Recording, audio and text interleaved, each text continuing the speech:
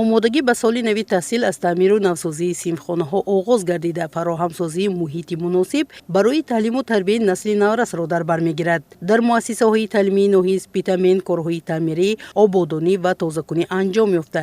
Масъалаи таъмини муассисаҳо бо таҷҳизоти зарурӣ, воситаи таълимӣ ва омодагӣ ба фасли сармо низ дар маркази таваҷҷӯҳ қарор дорад.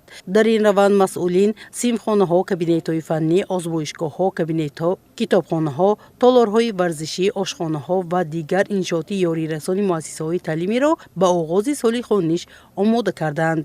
мо дар соли таҳсили нави 2026-27 муассисаи нав кушода шуда истодааст ки дар он 12 синфхона фаъолият мебарад. дар муассисаи мо 532 нафар хонандагон таҳсил мегиранд, аз он 42 нафар омӯзгорон фаъолият бурда истодаанд. ин имконият медиҳад ки ба мо дар муассисаҳои нав ва шароити нав хонандагон дарс хонанд, омӯзгорон инчунин дар ҷойҳои нав, шароити нав фаъолият баранд.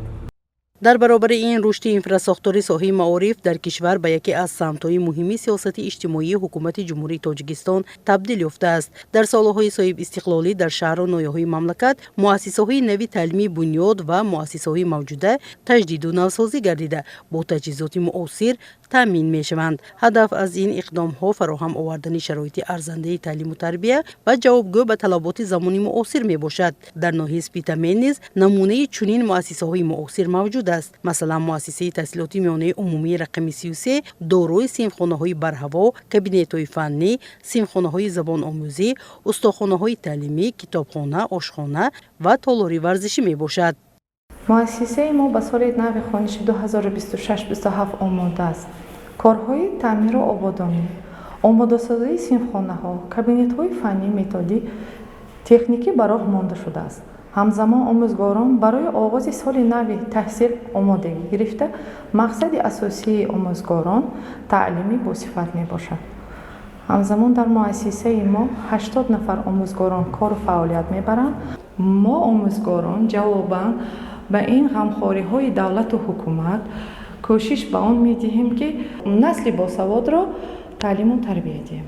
омодагии ҳамаҷонибаи муассисаҳои таълимӣ ба соли нави таҳсил яке аз самтҳои муҳими соҳаи маориф дар ноҳияи Спитамен ба шумор рафта, масъулон талош доранд ки хонандагон соли нави таҳсилро дар шароити муносиб ва ҷавобгӯ ба талаботи замони муосир оғоз намоянд. омодагӣ ба соли нави хониш ин на танҳо таъмиру ободии муассисаҳо, балки қадами муҳим дар роҳи муҳайё намудани шароити арзанда ба хонандагон ва беҳтар намудани сифати таҳсилот аст. дар ноҳияи Спитамен ба соли нави хониш омодагӣ ҷиддӣ дида шудааст. Маслана Муҳиддилозода, Фарҳоди Абдулло, Ҳабиба Иброҳимзода, Ахбор.